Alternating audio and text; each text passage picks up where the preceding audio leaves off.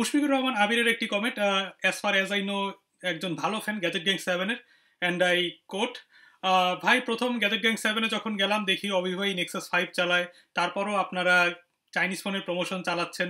So can I ask you right now what phone are you using and what will be your answer? হ্যাঁ, মুশফিকুর রহমান আবির, আমি Nexus fan এবং আমি currently Nexus 5 ব্যবহার করছি। So here is my Nexus 5। But তাই বলে এরকম নয় যে আমি অন্য কোনো ফোন পছন্দ করি না। Yes, I do love HTC One series. I do love the new Sense. It is very, very close to stock Android.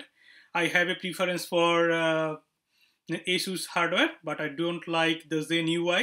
Moreover, I like the phones from Motorola. And for Xiaomi, I to some extent like their hardware, but uh, not Mi 4, but I like the hardware of Mi 3. But MI UI doesn't suits me at all. I don't like it. However, Xiaomi hardware যথেষ্ট durable. That can I say. Many people from Gadget Gang 7s are currently using Xiaomi phones right now, and there is no complaint of any hardware problem whatsoever. Yes, so basically আপনি কোন ফোনটি চাচ্ছেন এটা আপনার personal প্রিফারেন্সের পর depend করে। So অনেকই প্যাচাল পারলাম, so let's move to the main content of this video. আপনারা হয়তো সবাই কনজিউমার ইলেকট্রনিক্স শো অর্থাৎ সিএস এর ব্যাপারে জানেন। সিএস হলো একটি ইলেকট্রনিক্স লঞ্চ ইভেন্ট যেখানে অনেক ওইএমই তাদের নতুন নতুন ইলেকট্রনিক ডিভাইস ইন্ট্রোডিউস করে থাকে। এটি প্রত্যেক বছর ইউএসএতে হয়, এবারও হতে যাচ্ছে জানুয়ারি 6 তারিখে।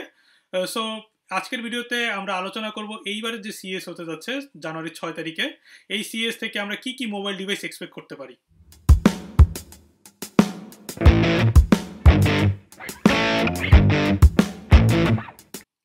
স্যামসাং এই সিএস এ কোনো ডিভাইস লঞ্চ করতে যাচ্ছে না, কোনো মোবাইল ডিভাইস অ্যাকচুয়ালি। এইচটিসি এতদিন পর্যন্ত শোনা যাচ্ছিল এইচটিসির নতুন ফ্ল্যাগশিপ কোড নেম হিমা। এই ফ্ল্যাগশিপটি হয়তো এইচটিসি লঞ্চ করতে পারে, but from personal experience most likely এটি অবশ্যই একটি ফ্ল্যাগশিপ ফোন। সো এটা হয়তো নতুন M9 next version of HTC one. So আশা করা যায় যে এই ভার্সন এখানে লঞ্চ হবে না।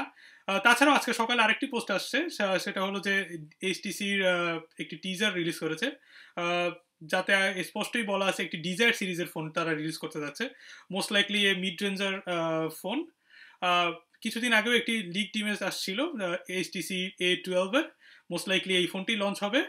ডিভাইসটিতে থাকতে পারে 4.7 ইঞ্চের 720p display, 1GB RAM, 8 megapixel camera, 2100 mAh battery.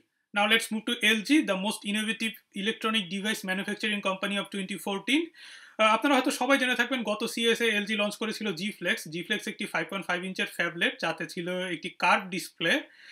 আপনারা হয়তো সবাই ভেবে থাকবেন যে it's time for another G Flex from LG, so it can be a G Flex 2 or something like that.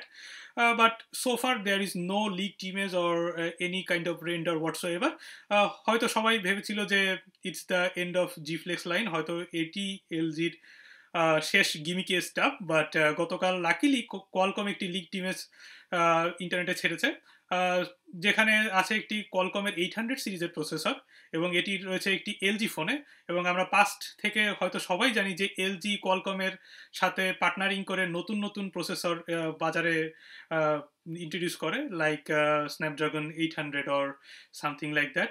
Most likely এবার কোনো নতুন প্রসেসর না হলেও 805 অর 810 দিয়ে নতুন জি ফ্লেক্স আসতে যাচ্ছে, যাতে থাকবে একটি 5.5 ইঞ্চের মোস্ট লাইকলি 2K ডিসপ্লে, এবং also this will be a curve display. Now let's move to Xiaomi, the third largest mobile manufacturing company of the world. আপনারা সবাই জানেন it's time for Xiaomi Mi 5, এবং লাস্ট রিপোর্ট থেকে হয়তো সবাই জেনে থাকবেন যে Xiaomi প্রেস কনফারেন্সে বলেছিল যে জানুয়ারিতে তাদের একটি নতুন ফ্ল্যাগশিপ লঞ্চ হবে, most likely it will be A Mi 5। ডিভাইসটিতে থাকতে পারে একটি 5.5 ইঞ্চের 2K display along with 3GB RAM, এবং থাকতে পারে সনি IMX 220 20.7 মেগাপিক্সেল ক্যামেরা, যা আমরা এক্সপিরিয়া জি লাইনআপে দেখে থাকি, এবং আরও থাকতে পারে একটি 3300 mAh huge battery. Now let's talk about এসুস।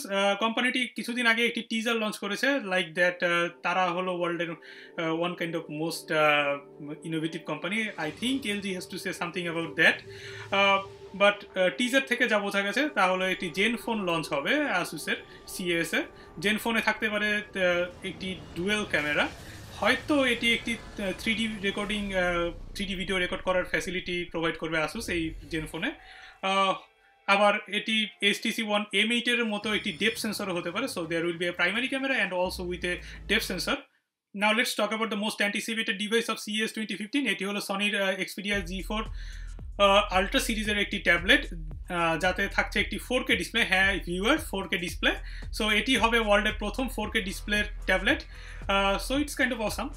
ডিভাইসটিতে থাকতে পারে 4GB RAM along with latest IMX 230 সিরিজের 21 মেগাপিক্সেলের ক্যামেরা, অ্যান্ড যেহেতু এটি একটি 12.2 ইঞ্চের ট্যাবলেট, সো এটিতে থাকতে পারে একটি huge battery. So that's it. Oh, by the way, I'm not working for Gadget Gang 7 anymore, but it's not goodbye. আমি এরকম অনেক ইন্টারেস্টিং টপিক নিয়ে আপনাদের জন্য ভিডিও প্রিপেয়ার করব। হয়তো এই চ্যানেল আপ করা হবে, কিংবা আমার নিজস্ব চ্যানেল টেকনোক্র্যাটে আপ করা হবে। হয়তো আপনারা সবাই টেকনোক্র্যাটে সাবস্ক্রাইব করবেন। চ্যানেলের একটি লিঙ্ক আমি ভিডিও ডিসক্রিপশনে প্রোভাইড করব। So thanks for watching. Make sure to like, comment and subscribe, and hopefully will be back soon.